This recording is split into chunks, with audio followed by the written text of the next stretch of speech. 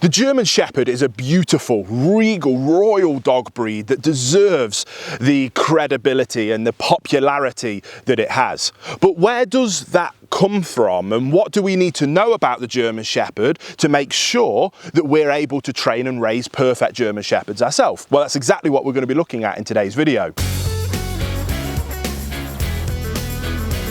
Welcome back to the Will Atherton German Shepherd Show. In today's video, I'm going to break down the fascinating, amazing history of the German Shepherd, but we're going to do that in under 5 minutes to make it as fun and as enjoyable for you guys as possible. So I'm going to hand you over to one of my breed history experts who's going to break that down for you right now. Back in the mid-19th century in Dresden, a young lad called Max von Stephanitz spent his youth admiring the various and diverse working dogs of rural Germany. He was forever in awe of their stamina, innate and instinctive intelligence and drive, and their wolf-like countenance. With an incipient love of the natural world and its animals garnered as a child, he dedicated himself to the study of veterinary science at university, but was then compelled to join the military, putting his zoophilic and agricultural interests on hold. When he exited the army, he made it his mission to create the ultimate working dog, having renewed his excitement for them when stationed in rural Germany.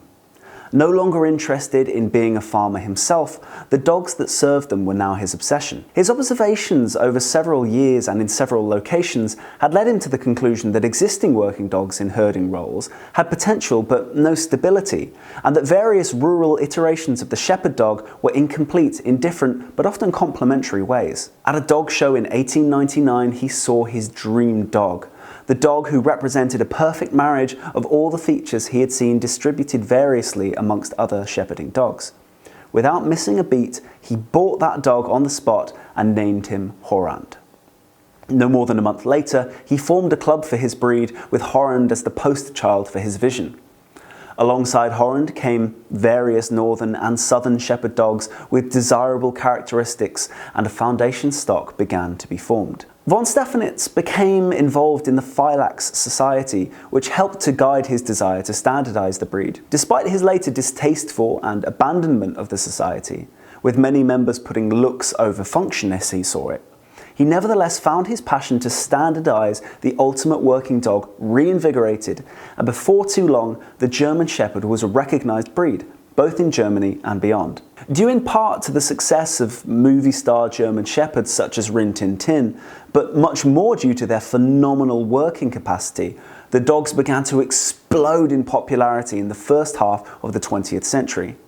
To recognise their skills as herders was barely to scratch the surface of these dogs, as their growing fan club attested. Unfortunately, due to the World Wars I and II, anti-German sentiment was rife in countries of the Allies and later the Allied powers, such as England and the United States.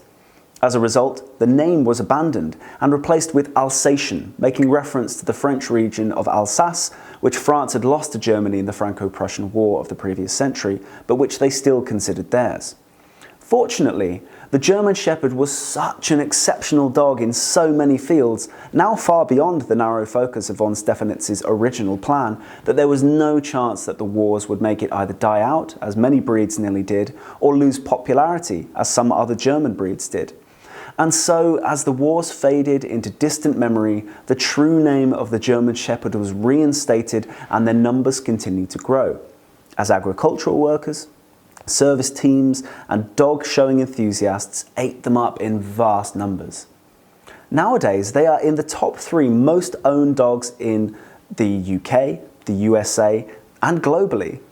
Used in military and police work, both as scenting dogs and protection and attack dogs, they are prized by their employers as utterly indispensable. In assistance and therapy roles, they are also known to excel, although they are employed less often than retriever breeds in these roles now due to their relative intensity and drive, something which has not been, and many would argue should not be, bred out of them, since their early history as herding and protection dogs for the flocks in 19th century Germany. Despite concerns about their breeding, particularly the curved backs of some showing lines in the early 21st century, the German Shepherd shows no sign of disappearing from its spot near the top in dog lovers' hearts. I hope that video was enjoyable, helpful, or just that the German Shepherd history fascinates you as much as it does me. If it did, make sure you give the video a thumbs up and subscribe if you are new here, so we make videos like this every single week to help ensure that you have the German Shepherd of your dreams.